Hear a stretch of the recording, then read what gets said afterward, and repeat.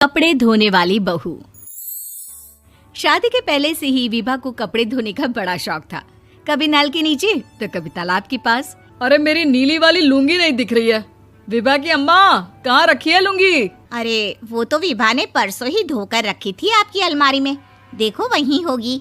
वो ना मैंने आज धो दी, मुझे लगा कि गंदी हो गई होगी। अरे कैसे गंदी हो गई थी? उसे तो मैंने पहना भी नहीं। हे भगवान, इस लड़की के कपड़े धोने की आदत से परेशान हो गया हूँ मैं। जितना तो घर में राशन नहीं आता, उससे कहीं ज्यादा डिटर्जेंट पाउडर का खर्चा है। इसकी शादी करवा दो, शादी जाए अपने घर में ही करे काम, फिर चाहे घर के कपड़े धोने हो या पूरे गांव के। हाँ ठीक बोल रही हो, देखता हूँ मैं कोई लड़का। वो दिन भी आ जाता है जब विभा को देखने लड़के वाले आ जाते हैं। लड़की मुझे अच्छी लगी। होने वाली सास कहती है, बेटी अगर कुछ पूछना है तो पूछ लो। वैसे तो हमारी लड़की बहुत ही शर्मीली है, जो बोल दो वो मान लेती है, इसे क्या पूछना होगा। अरे कैसी बात कर रही हो माँ, मुझे इन लोगों के घर रहना है, सवाल तो कई है। हाँ हाँ बेटा, पूछ लो ना, क्या पूछना है। आप लोगों के घर कपड़े कौन धोता है? सास का मुंह बन जाता है। देखो, अगर तुम ये कहना चाहती हो कि तुम्हें कपड़े धोने नहीं आते तो सुन लो, कपड़े मैं ही धोती हूँ, लेकिन तुम्हारे आ जाने के बाद मैं रुमाल तक नहीं धोऊंगी। अरे चुप रहना भाग्यवान, बहू बेचारी घर आई नहीं, उसे डराना शुरू कर दिया। वो क्या है ना बिटिया, अभी तक तो ये कल्लू की माँ ही धोती थी, लेकिन अब तुम्हारे पापा तो दहेज में वॉशिंग मशीन देंगे ही।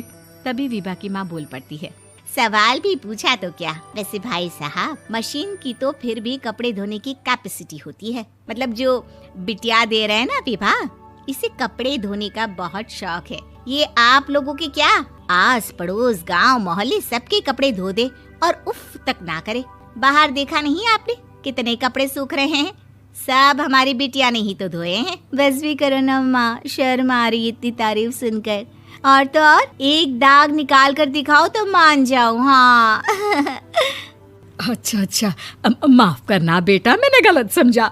हमें तो रिश्ता बहुत पसंद है। और ऐसे जुड़ जाता है रिश्ता कपड़े धोने का शौक रखने वाली विभा का। उसकी शादी हो जाती है कोयला फैक्ट्री में काम करने वाले कल्लू के साथ। शादी के बाद अचानक विभा चिल्लाती हुई सास के पास आती है। सासू माँ, अरे सासू माँ कहाँ है आप? ये तो धोखा है, धोखा दिया आप लोगों ने मुझे। इसे ससुर के चक्कर के बारे में पता चल गया। अरे तो उसमें तुझे क्यों धोखा मिला है? अरे नल में पानी नहीं आता, कपड़े कैसे कब धुलेंगे? अच्छा, तू पानी नहीं आ रहा उसकी बात कर रही है। तो आपने क्या सोचा? कुछ नहीं। अच्छा, तेरी माँ ने कहा था कि कपड़े धोने का शौक है तुझे, याद आया मुझे। शौक बोलकर कपड़े धोने वाले मेरे जुनून को कम ना आके सासू माँ, कपड़ा धोना मेरा गुरूर है। तभी पति भी वहाँ आ जाता है। अभी मैंने इसे सनी देओल की फिल्म दिखाई है, उसी के डायलॉग मार रही है माँ। अच्छा सुन, साफ बता रही हूँ, पानी सुबह 4 से 6 और शाम को 10 से 12 आता है, समझी? विभा टाइमिंग सुनकर हैरान हो जाती है। ये क्या भूतों का मोहल्ला है? सुबह 4 बजे उठकर कौन कपड़े धोता है? 4 बजे टंकी में पानी जाता है, फिर सारा दिन धोना ना, किसने मना किया?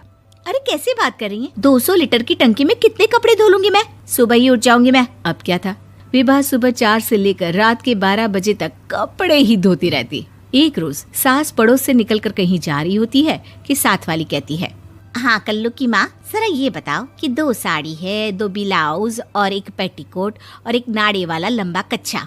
हाँ तो? अरे तो क्या, कितना लोगी धुलाई ये बताओ। धोबन दिख रहे हैं हम क्या?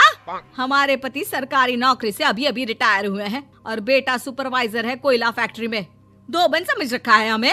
हाय रे कल्लू की अम्मा, माफ कर दो, वो तो मोहल्ले में यही सब बता रहे थे कि तुमने बहू को कपड़ा धुलवाने के काम में लगा दिया है। सास को पड़ोसन की बात सुनकर गुस्सा आ जाता है। वो घर पहुंचती है जहां घर के बाहर ही इतने सारे कपड़े सूख रहे होते हैं जितने कि किसी धोबन के घर पर। अरे ओ कल्लू की दुल्हन, बाहर निकल।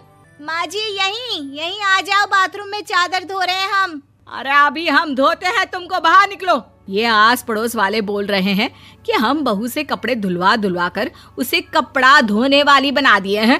अरे छोड़ो ना माँ जी, किन लोगों की बातों में आती हो? आस पास के लोगों का तो काम ही होता है कि वो किसी तरह सास बहू को लड़ा दे। बहू सारे घर के कपड़े धोती है, ये क्या कम है? बोलिए। सास को भी लग जाता है कि वो बहू का ये सनकीपन नहीं छुड़वा सकती, इससे अच्छा है कि खुद ही चुप हो जाए। एक रोज सास और बहू मंदिर जाते हैं, जहाँ सास की साड़ी वहाँ खड़ी भीख मांगने वाली से मिलती है। माँ जी क्या बात है, आपकी साड़ी उस भिखारन से कितनी मिल रही है ना? हाँ हाँ देखो तो, दोनों की साड़ी मिल रही है। क्या बात है कल्लू की अम्मा, तुम खुद को तो अफसर की बीवी बताती हो और ऐसी सिंपल सी प्लेन साड़ी पहनकर घूमती हो। सिंपल और प्लेन नहीं है ये साड़ी। तो क्या सोने के धागे से फूल बने हैं? कुछ भी सासू माँ, कुछ भी। हाँ बने थे इस साड़ी में सोने के धागे से फूल। मेरे पति लेकर आए थे मद्रास से स्पेशली मेरे लिए 10,000 की।